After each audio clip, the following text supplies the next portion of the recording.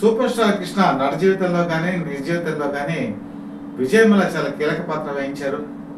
ఎన్నో విజయాలకి పునాది వేశారు. ఆయనతో పాటే నిలబడ్డారు కష్టాల్లోనూ సుఖాల్లోనూ. ఆయన రాజకీయ రంగ ప్రవేశం చేసినప్పుడు కూడా ఆయన వెన్నంటే ఉన్నారు. ఇలా చాలా కీలకమైన విషయాల్లో కృష్ణ వెనకాలే నిలిచారు విజయ నిర్మల. మోసగాళ్ళకి మోసగాడు cinema super duper hit, Alluri Sitaramaraju super duper hit, 12 కాపురం సూపర్ డూపర్ హిట్, ఇలా ఎన్నో హిట్ కాంబినేషన్స్ వీళ్ళిద్దరి మధ్య వచ్చాయి. అద్భుతమైన విజయాలు సాధించారు. అటు బ్లాక్ అండ్ వైట్ సినిమాల్లో వీళ్ళిద్దరిది హిట్ పేరు, కలర్ సినిమాలు వచ్చిన తర్వాత కూడా చాలా హిట్ పేరు. అయితే విజయమ్మకి ఎప్పటి నుంచో కోరిక ఉండేది. అదేంటంటే తను దర్శకత్వం చేయాలని చెప్పేసి.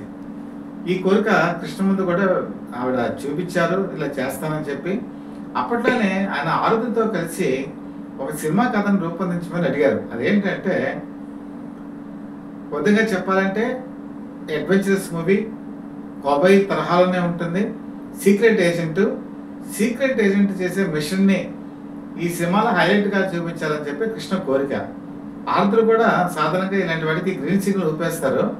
కాకపోతే అప్పుడు ఆయన చెప్పిన సలహా ఏంటంటే, కృష్ణ ఈ తరహా చిత్రాలు కనుక విజయమ్మల మొట్టమొదటి డైరెక్షన్ కనుక చేస్తే తర్వాత సినిమాలన్నీ కూడా అదే తరహా సినిమాలు చేయాల్సి వస్తుంది. కాబట్టి ముందు సోషల్ మూవీ ఒకటి చేసి ఆ తర్వాత అడ్వెంచరస్ మూవీస్కి వస్తే బాగుంటుంది అని సలహా ఇచ్చారు.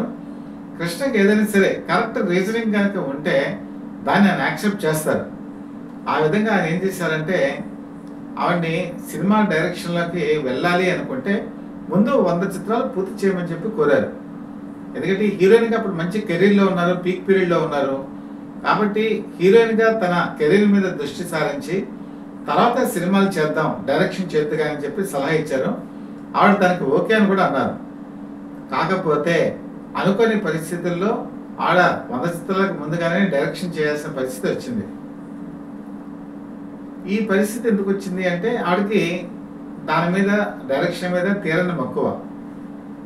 కృష్ణ కూడా ఒక గ్రీన్ సిగ్నల్ ఏమి ఇచ్చారంటే, తెలుగులో అయితే బడ్జెట్ ఎక్కువ అవుతుంది, మలయాళంలో కనుక సినిమా తీసి అది కనుక రిలీజ్ చేస్తే ముందు అనుభవం వస్తుంది. పైగా మలయాళం ఆ రోజుల్లో సినిమా ఖర్చు కూడా చాలా తక్కువ, తొందరగా తీసేయచ్చు అని చెప్పేసి మలయాళంలో ప్రోత్సహించారు. మలయాళంలో కవిత అని చెప్పేసి ఒక సినిమాని డైరెక్ట్ చేయడం జరిగింది. మలయాళంలో కూడా తొలి మహిళా డైరెక్టర్ ఎవరంటే విజయమ్మలే. ఆ సినిమా మలయాళంలో రిలీజ్ అయ్యి అద్భుతమైన విజయం సాధించి విజయమ్మలకి ఒక టానిక్లా పనిచేసింది. ఎస్, నేను డైరెక్ట్ చేయగలను అని చెప్పేసి ఒక కాన్ఫిడెన్స్ని క్రియేట్ చేసింది ఈ కవిత సినిమా. ఎప్పుడైతే విజయమ్మల ఒక అడుగు ముందుకేశారో కృష్ణ మనసులో కూడా ఒక ఆలోచన వచ్చింది, పర్వాలేదు 100 సినిమాలకు ముందుగానే మనం చేయిద్దామని చెప్పేసి. దాంతో వాళ్ళు కథ గురించి అన్వేషిస్తున్నప్పుడు ఈ మీనా అని చెప్పాడంటే ఎద్దరపూడి సులోచన నవల, ఇది 2 భాగాల కింద వచ్చింది. చాలా పెద్ద నవల అండి. అది సినిమా తీయాలంటే కూడా చాలా కష్టం. దీన్ని వాళ్ళ దృష్టిలోకి వచ్చినప్పుడు ఈ నవల ఎవరి దగ్గర ఉంది అని చెప్పి ప్రస్తావన వచ్చింది. అప్పట్లో ఈ నవల దుక్కిపాటి మధుసూదన్ రావు గారి దగ్గర ఉంది. ఆయన అక్కినేని నాగేశ్వరరావుతో హీరోగా ఈ సినిమాని చేద్దామని చెప్పి అనుకున్నారు. కాకపోతే ఆయనకు కొన్ని డౌట్స్ ఉన్నాయి. ఆ డౌట్స్ ఏంటంటే, ఈ సినిమాలో హీరోకి ఫైట్స్ ఉండవు, డ్యూయెట్లు ఉండవు, పైగా పంచికట్టుకొని ఒక రైతులా ఉండాలి. ఇవన్నీ కూడా ప్రజలు యాక్సెప్ట్ చేస్తారా అని చెప్పేసి డౌట్ కొద్ది ఆపేశారు. విజయమ్మకి ఈ విషయం తెలిసి వెళ్ళి అడిగారు, ఏమంటే నాకు ఈ నవల కనుక ఇస్తే నేను సినిమా తీస్తాను, హీరో ఎవరు అని అడిగారు దుఃఖపాటి మధుసూదన్ రావు.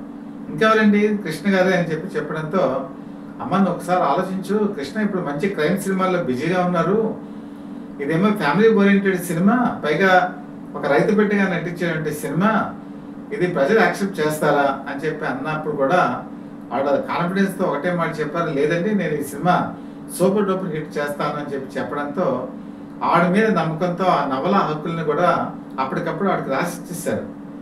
ఆ విధంగా ఈ మీనా నవలని ఆవిడ తీసుకుని ఇందులో ఏ పాత్రల్ని కూడా ఆవిడ మార్చలేదు, యాజ్ ఇట్ ఈస్గా తీశారు. కాకపోతే కొంత ఈ అనవసరమైన భాగాన్ని నవల నుంచి తీసేయడం జరిగింది. మొత్తం ఈ సినిమా పూర్తి అయ్యేటప్పటికి ఆ నిడివి ఎంత వచ్చిందంటే 17,000 అడుగులు వచ్చిందండి. 17,000 అడుగులు అంటే అప్పట్లో సినిమా 12,000, 13,000 అడుగులతో పూర్తి అయిపోయి రిలీజ్ అయిపోయేది. ఇది 4,000 అడుగులు ఎక్కువ ఉంది.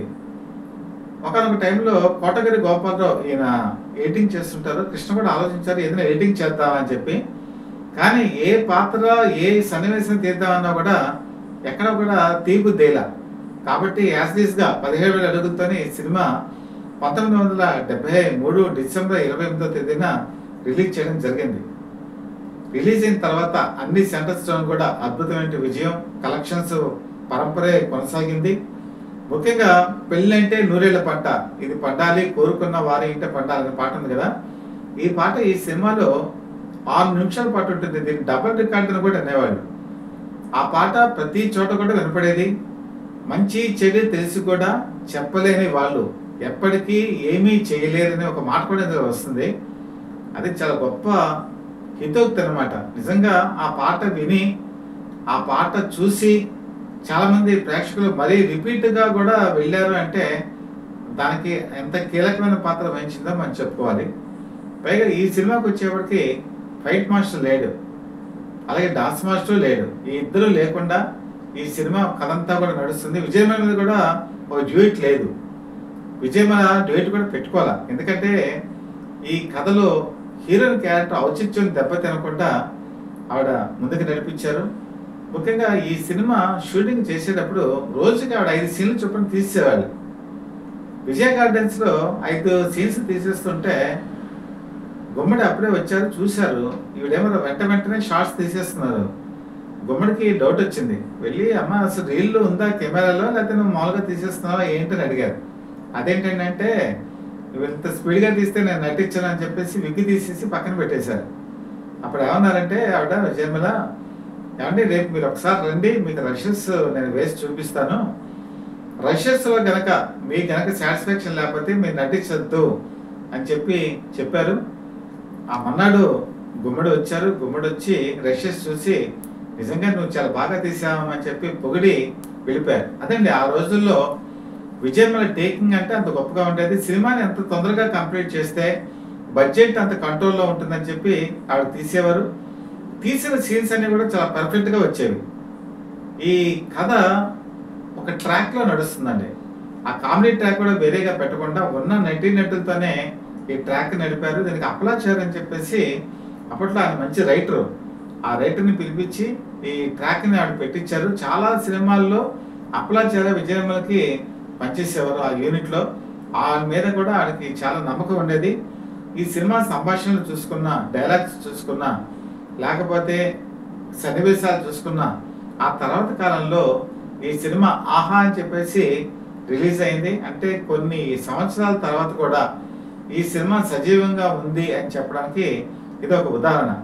అంటే ఆవిడ నవలు చూసి ఇది తీశారు, మీనాన్ని చూసి ఆహా తీశారు. కొంచెం ఎడిటింగ్ అక్కడ చేసుకున్నారు అనుకోండి, అది వేరే విషయం.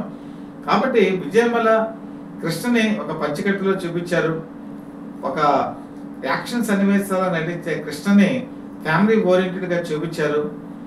పైగా పెద్ద కాస్టింగ్, గుమ్మడి దగ్గర నుంచి మొదలు పెడితే ఎస్వర్ లక్ష్మి, చంద్రకళ, జగ్గయ్య, ఇలాంటి అతిరథ మహారథులు అందరూ ఉన్నారు. అలాంటి సినిమాని ఆవిడ చాలా ఒడుపుగా పట్టుకొని ఆ సినిమాని అద్భుతంగా డైరెక్ట్ చేసి రిలీజ్ చేసిన తర్వాత మీనా కృష్ణ కెరీర్లో ఒక సరికొత్త సంచలనాన్ని మిగిల్చింది.